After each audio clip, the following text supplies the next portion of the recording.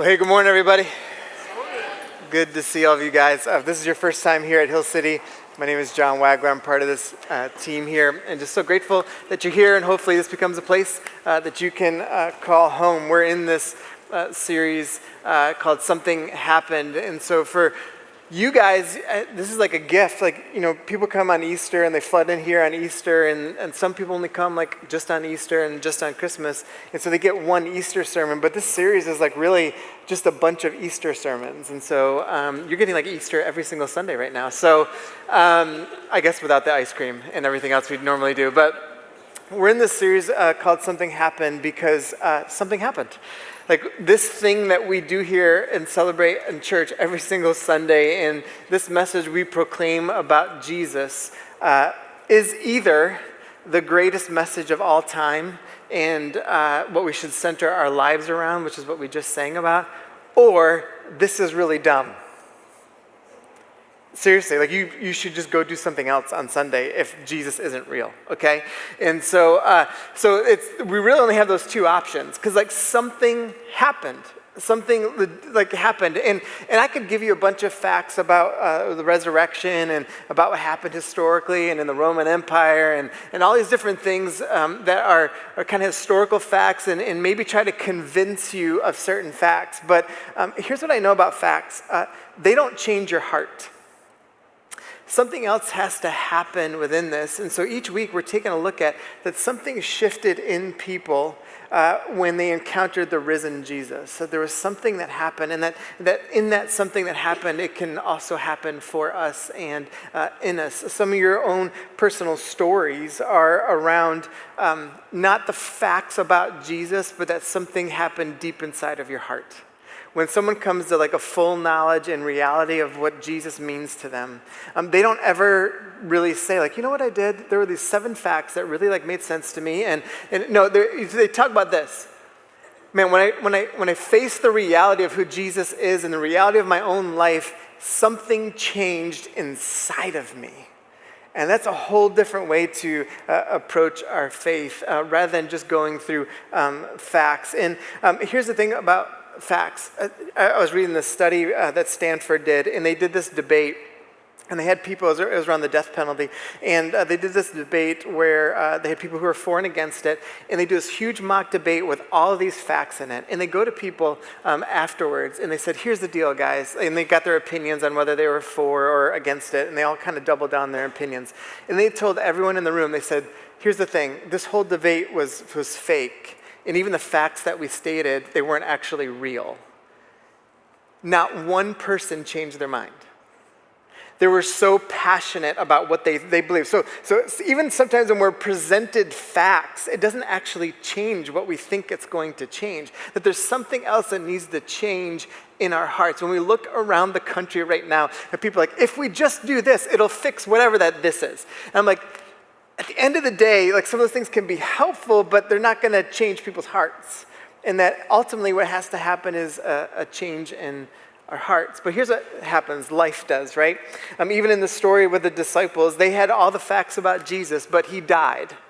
And when he died, they had all these facts about him, but they all started to doubt, they all started to wonder, they all started to maybe even go their own way, and it became incredibly difficult for these disciples. They ended up living in fear. They were so close to Jesus, but then when he died, they immediately took a step back because the facts that they thought they knew about Jesus all of a sudden didn't play out as they thought. They had expectations. How many of you guys have had expectations in life that haven't worked out the way you thought?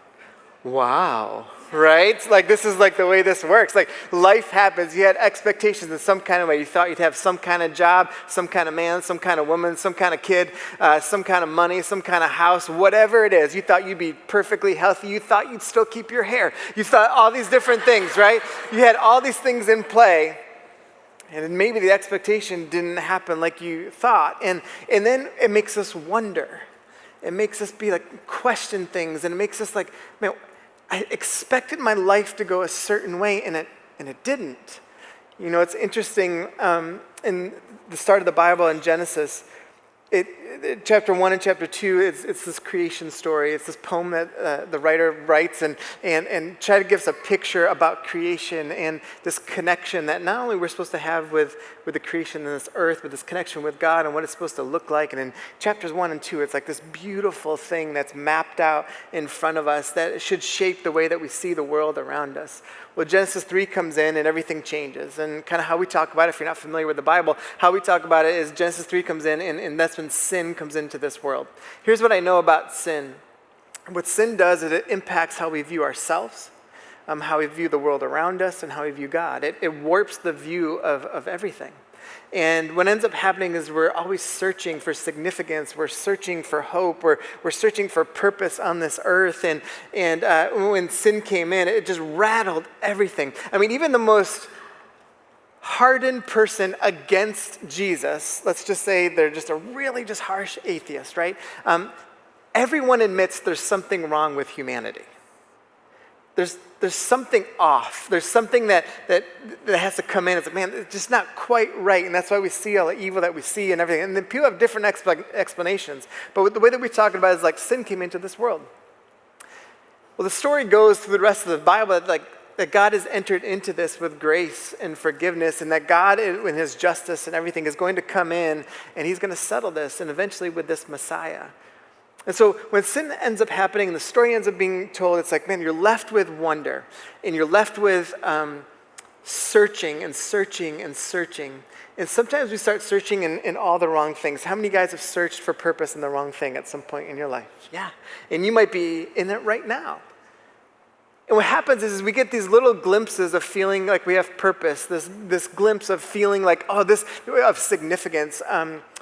Back in 9/11, when I know not everyone in this room was born during this time, but 9/11, when that happened, this very historical moment, and you see this at different points throughout history and will continue to happen, where there's this rallying of people that feels like very significant and very purposeful, and it fills your soul, right?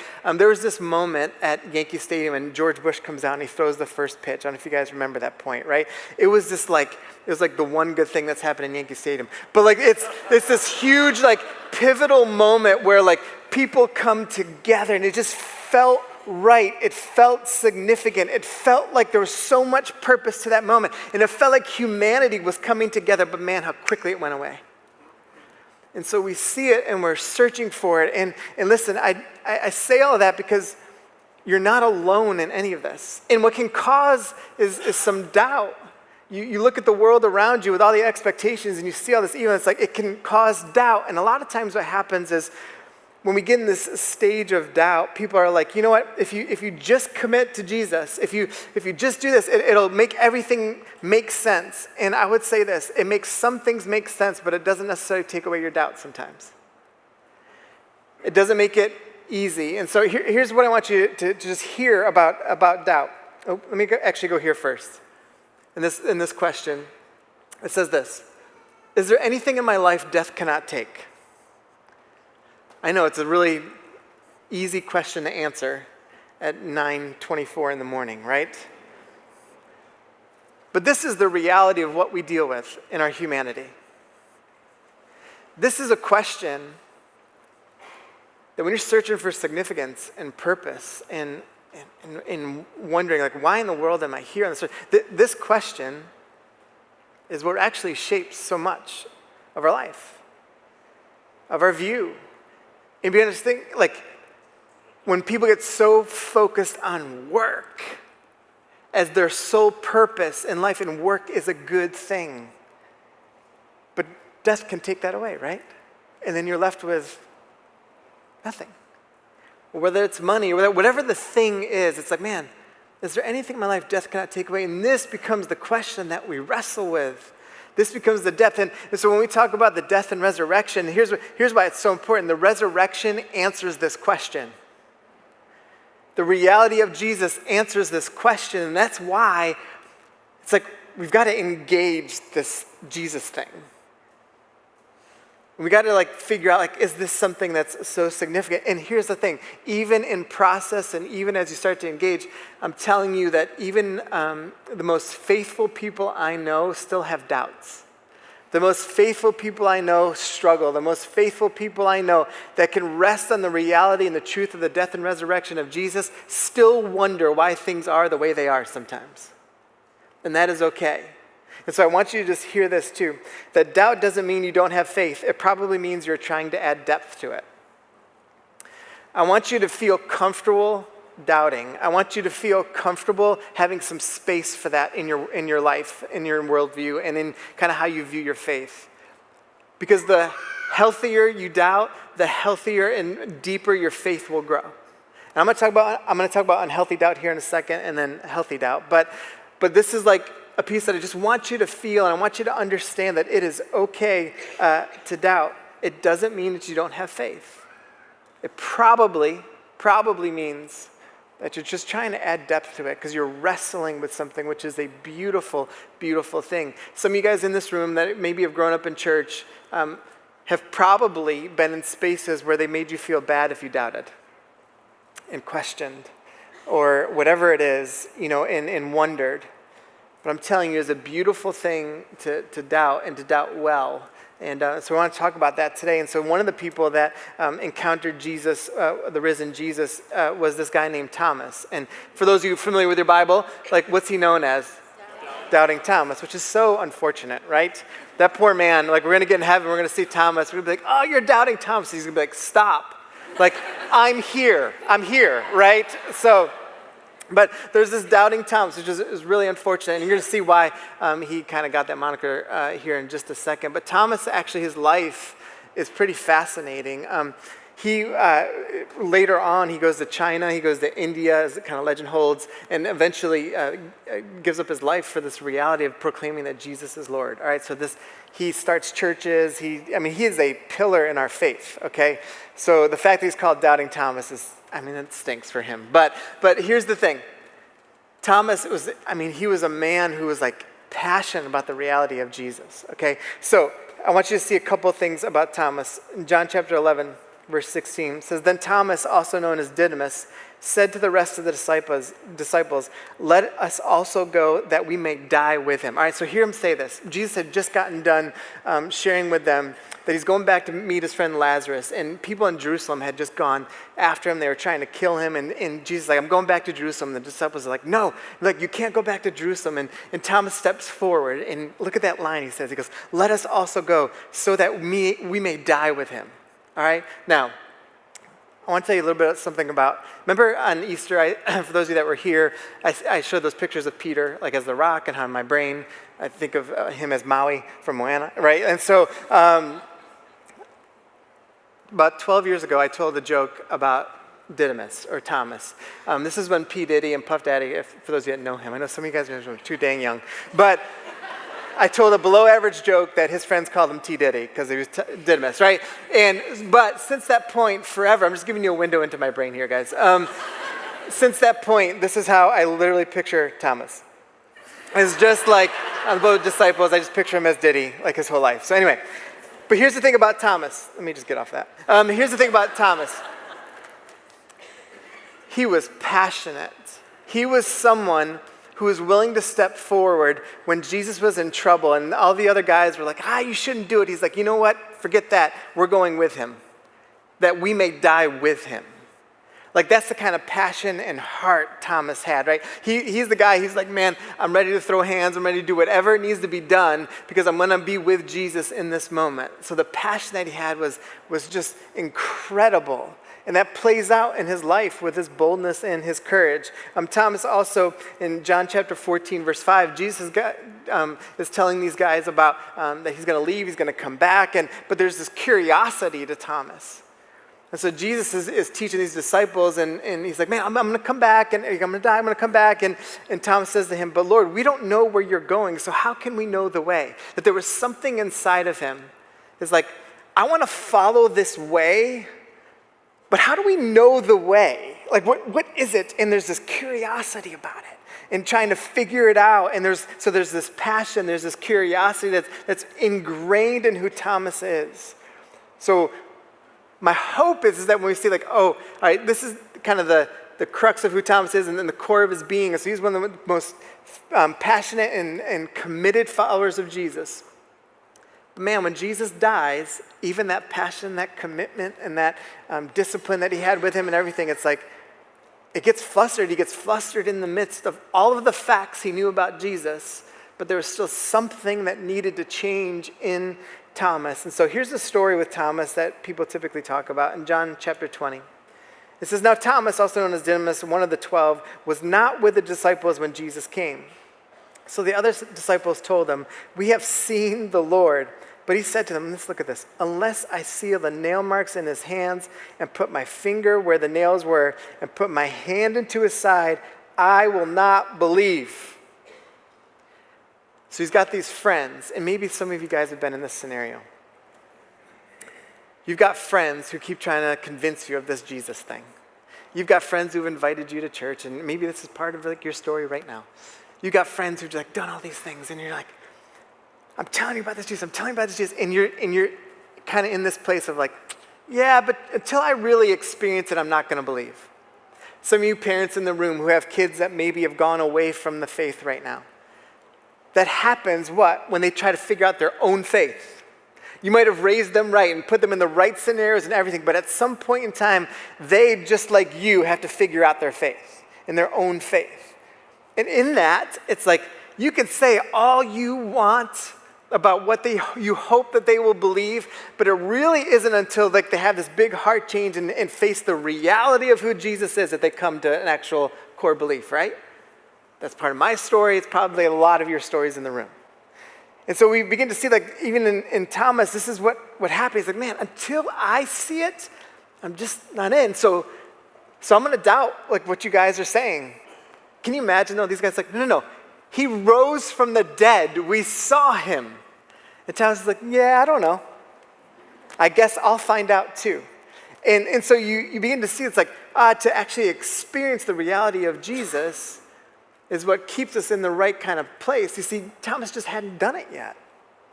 He hadn't done it yet. And so with that, he had this kind of skepticism about him. And listen, when you hear me say something like it's okay to be skeptical, it's okay to doubt, on the front end, that can be really difficult because you want everything to be certain, right? You want everything to just like be nice and easy. You want to stack your cards of faith nice and easy, and you don't want me to come over here and just go, right? Because it's like, man, you pull that one card and everything comes tumbling down. And it's like, no. I want you to build a stronger foundation that can withstand a question here and there, okay? And so it's like, no, but it feels like hard to hear that thing because you just want to be right. How many of you guys like being right? Yeah, right? It feels good to be right. It feels good to be certain. It feels good. But here's the problem with that. That's not actually what we see in Scripture a lot. Some of the pillars in the Bible, they doubted. They had questions. They wondered. They didn't exactly follow like 100%. You guys may have heard the name Abraham. And people are like, be like Abraham. He's so faithful. And it's like, yeah, he was. But at the same time, he had his doubts about God. I mean, like, after God makes all these huge promises to him, like Abraham lies about his wife Sarah and says it's his sister. And like gets a whole bunch of people in trouble. And so you can see, like, even in some of these pillars of faith, it's like, no, there was some doubt there. There was some things like happening. And so it's okay to be skeptical. It's okay to wonder. And here's the thing, the majority of the time in your skepticism and in your doubt, you probably have a good reason for it. Like sometimes, it's interesting when I look at social media and people doubting or people saying things about Christianity and all that, and you see like a lot of the time, and I really mean most of the time, they have very good reasons to doubt. They have very good reasons to be skeptical. Think about it. In this room, how many of you guys have been around a Christian who's not great to be around?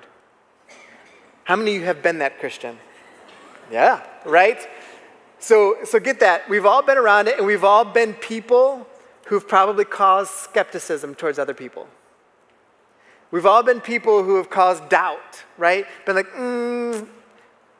if you're that kind of Christian, I don't know that I want to be a Christian.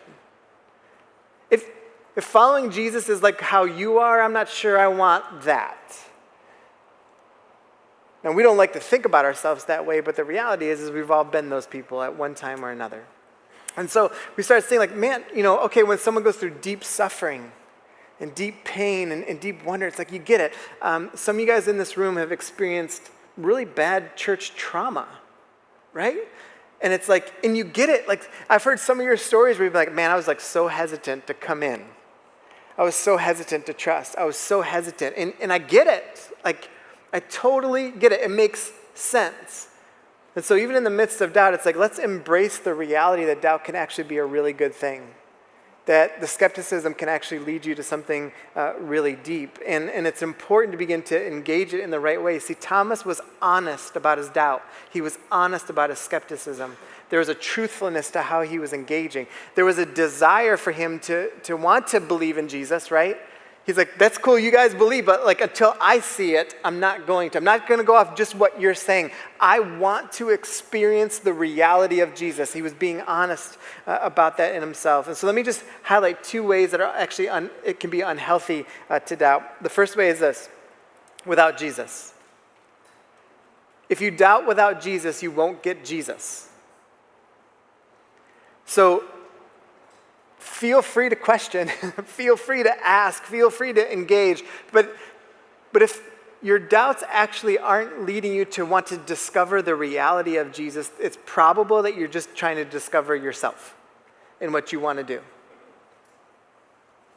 There have been times I've sat with people like, man, I'm doubting everything about my faith. I'm like, okay, like tease that out for me a little bit. What does that look like? And sometimes in the conversation, I'm realizing, oh, you've just gotten lazy in your faith. Or you actually don't want to engage your faith, and saying that you're doubting or deconstructing is just an easy phrase to use. There's a beauty in deconstruction. I mean, a beauty in it when it's done the right way. But if you do it without Jesus, you're never going to get Jesus, because that's not actually your desire. Another part is when we're avoiding being uncomfortable. So in our doubts, we have to like pause for a second and be like, am I saying I'm doubting or skeptical because if I believe what this says, it makes me really uncomfortable with my own choices? And so I'd rather just avoid all of it rather than engage the reality of what might be true.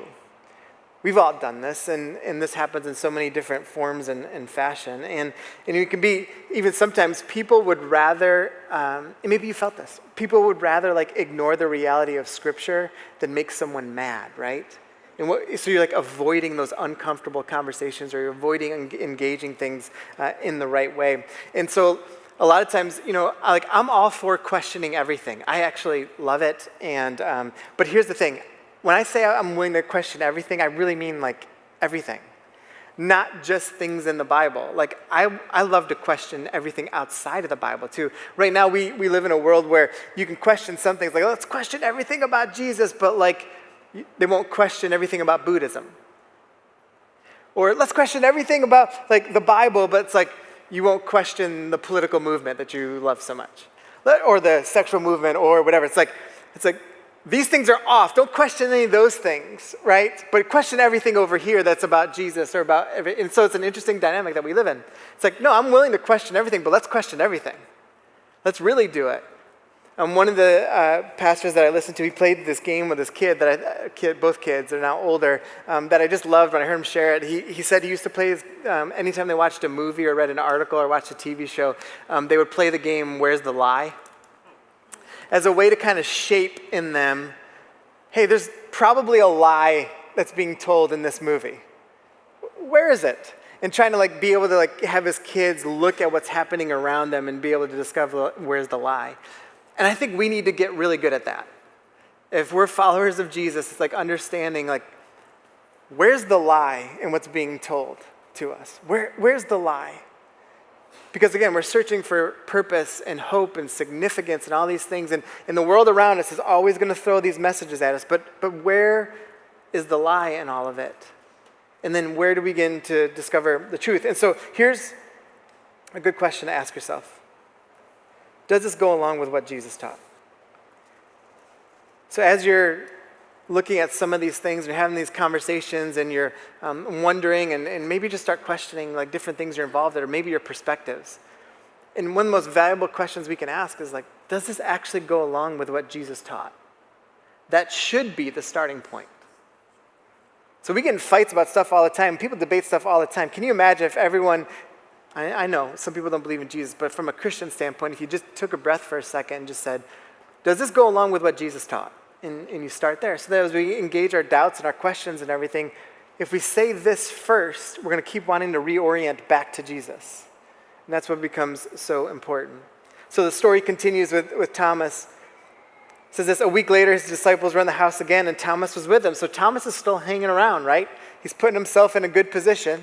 He's like, I know you guys believe, but I still haven't seen Jesus yet, and it's been a week, so, but I'm still here, and I'm still wondering. He's like, Thomas was with them, and the doors were locked. I'm going to pause there. It's interesting that the disciples have just seen the risen Jesus. So you would think on the front end that they would just be all in on everything ready to go, right? We just saw the risen Jesus. Like, he died and he rose again. Like, we were just with him. Like, we're down for whatever. They would be living with the most freedom, but here they are in their doors are locked. And they were locked because they were still fearful a little bit of what was going on. They were in process. Every person in this room is in process. Okay, so if you think you came in here today just nailing this whole Jesus thing, like you came in, you were just pumped. You're like, man, I love Jesus. I'm all in on Jesus. And like, I've been doing this thing for a while now. I'm at a 10 with Jesus. I'm just telling you, you are still in process. You are still in process. Every person in this room is in process. Those disciples in that moment, they locked the door. You know why? Because they were still in process, trying to figure it out. It took a little bit of time for them. For some of them, it took a long time after this. But they were still in process. When I was thinking about process, I wrote this down. The only people who don't appreciate process are those who think they've fully arrived. And so there have been times where I sit with people who don't appreciate the process of people, and they become very legalistic or condemning or judging towards people. And it's so off-putting, right? I'm not saying we like let things go that could hurt people, or like there are things that we have to address. Like we stand firm in what the Bible talks about. But it's like we also have to appreciate the process that people are in. The disciples, even in one of the passages that Shaq referenced last week, I mean, look at this in Matthew 28. The 11 disciples went to Galilee to the mountain where Jesus had told them to go. So Jesus come back to them, he's talked with them, he's eaten with them, he's telling them to go. It's like, when they saw him, they what? And then, but some what? The risen Jesus has been around them, has talked to them, has like asked them to go, and it's like, so they're like, we're worshiping the reality of Jesus. Like, it's like almost like their eyes are closed, but then one like opens. Because they're like, yes, I think, right? There's still this wonder. There's still, so it's like possible to have like this cognitive thing going on while also worshiping. I know that like the tension in that and the nuance in that and everything just doesn't fit into our nice little box that we like to make our faith about. We have to appreciate the process. We have to appreciate what's happening. We have to appreciate all these things. The story continues. It says, Jesus came and stood among them. So the doors were locked, right? And then Jesus comes and stands among them and said, peace be with you. So think about this. Somehow he got through the locked door, which is like an element where you just can imagine, like at that point in time, Thomas is like, all right, I get it, right? So Jesus comes through and he says, peace be with you. And then he calls to Thomas. He says, put your finger here and see my hands. Reach out your hand and put it into my side. Stop doubting and believe. Now look what Jesus does here. This is how Jesus responds to his skepticism. First, he calls him out by name. And I want you to hear this. You may have doubted Jesus. You may be doubting Jesus. But at some point in time, for those of you who are following Jesus, you realize he was calling you out by name. Part of my story, when I got to the lowest of lows in my story, and I was on my knees after throwing up after an all-night drinking binge and wondering, is this really what my life is about? I had this overwhelming feeling of Jesus calling me by name.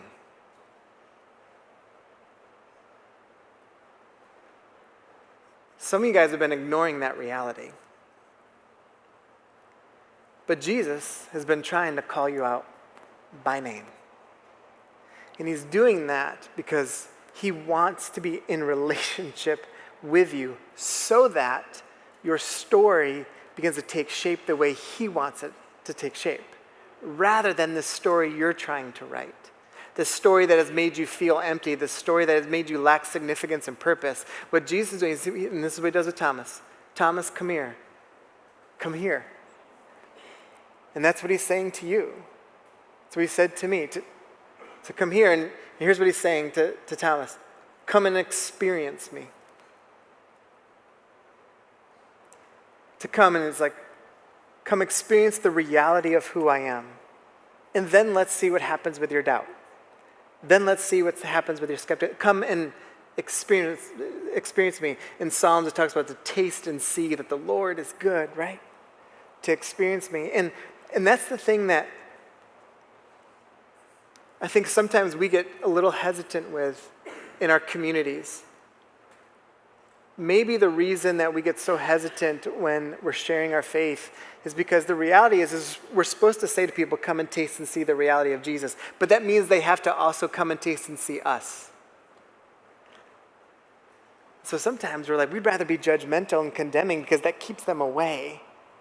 But see, when you're a real faith community, when you're really about this whole Jesus thing, you're welcoming in people and their doubts and fears and process and everything. And like, yeah, come and taste and see. We are tasting and experiencing the reality of Jesus together. And you would be saying like, yeah, but Wags, man, that's going to bring some like funky people here. You're already here.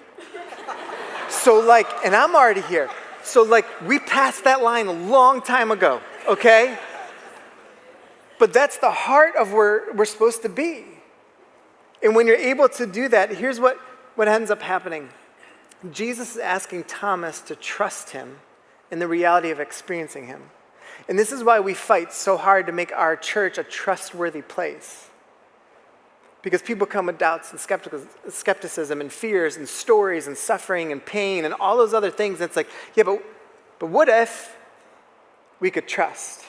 What if we could build something? What if we could have that kind of community and that kind of heart to be able to say, yeah, come and taste and see the reality and experience the reality and the truth of Jesus. And we'll do this together. So I want to highlight a couple of things here. Let me just say this. I saw this quote too. When we begin to trust the reality of Jesus and experience the reality of Jesus, we are longing for the presence of Jesus. This morning, I sat in the back as the band was warming up, and this was my simple prayer. God, I pray that people will walk in with an expectation to experience your presence. If that's the band's heart, the worship and their singing comes out differently. If that's my heart, it comes out different. If that's your heart, it's received and experienced differently. The longing in my heart is not for more facts. The longing in my heart is to experience Jesus. And that should be like the deepest desire. And I saw this quote by Henry Nouwen. It said, getting answers to my questions is not the goal of the spiritual life. And listen, I love fun facts. Like you guys have heard me teach. Like I love those little fun facts. I love them. But living in the presence of God is the greater call. That's what it is. And so I want to give you a few quick keys on healthy skepticism. First, you do it in community. You do not do it alone. We do it in community. It's why we talk about discipleship so much here. You wrestle with things in community. You figure out with people, different people's perspectives. It's wonderful to do it. You do it in community, okay? Doing it alone, you might be able to do a piece of it alone, but you do it in community. You flesh things out in community. Use a Bible. Too often what's happening right now in all these cultural conversations is we're letting the worldly narrative deconstruct the Bible rather than the Bible deconstruct worldly narratives. I get it that non-Christians do it, but if you utter the words, I follow Jesus, then you use the Bible and the Spirit of God to deconstruct narratives. That's the way it works. So use a Bible. The third thing, and we sang about this earlier, keep it Jesus-centered. Keep it Jesus-centered. So if we stay in community, we use a Bible, we keep everything Jesus-centered, we'll have this healthy doubt and this healthy exchange and eventually a really healthy faith. Here's how the story for Thomas ends. Thomas says to him, and this is one of the most powerful things anyone can ever say, "My Lord and my God."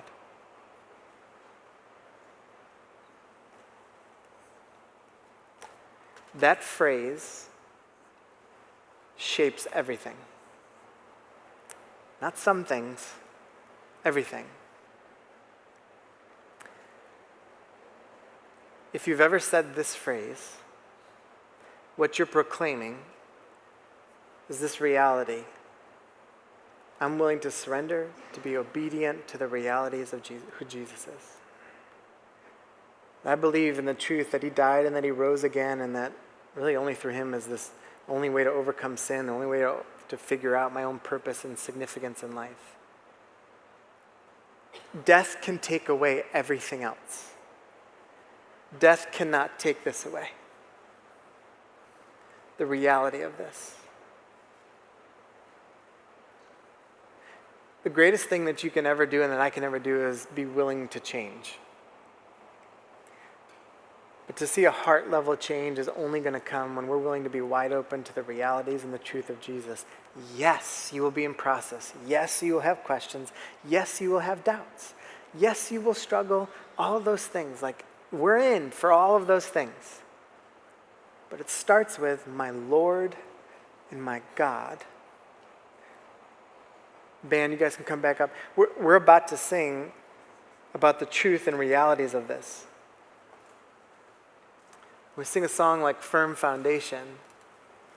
We're singing about some of the realities of, like, even though the world around us may fail, even though the things feel like they're out of control, it's like God will never fail you. Even though your doubts may come, God will never fail you. He won't do it. The rain will come, right? But man, he won't fail you. And so here's what I want you to do this morning. Just ask you to bow your heads, and I just want you to process here for a second. I want to give you two things to just think about. One is, am I willing to change?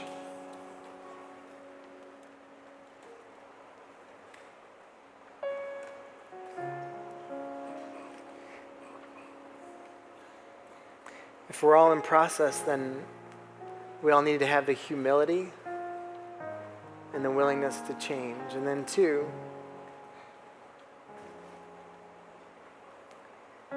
do I really mean it? Or have I ever even said my Lord and my God when it comes to Jesus? And I just want you to think about that phrase, my Lord and my God, and how that can reshape everything for you. Because maybe you're in this room and you might have said that phrase a while ago, but it really hasn't, your heart's been far from it. And you've become desensitized. Jesus is calling you by name to come and experience the truth of who he is. And maybe you're here, you've never said it. I just want to put this in front of you. I hope it's today, but Jesus is calling you by name to experience the reality of who he is. So before we sing, I just want us to let this marinate for a second. Before we sing about this firm foundation and the truth of who he is.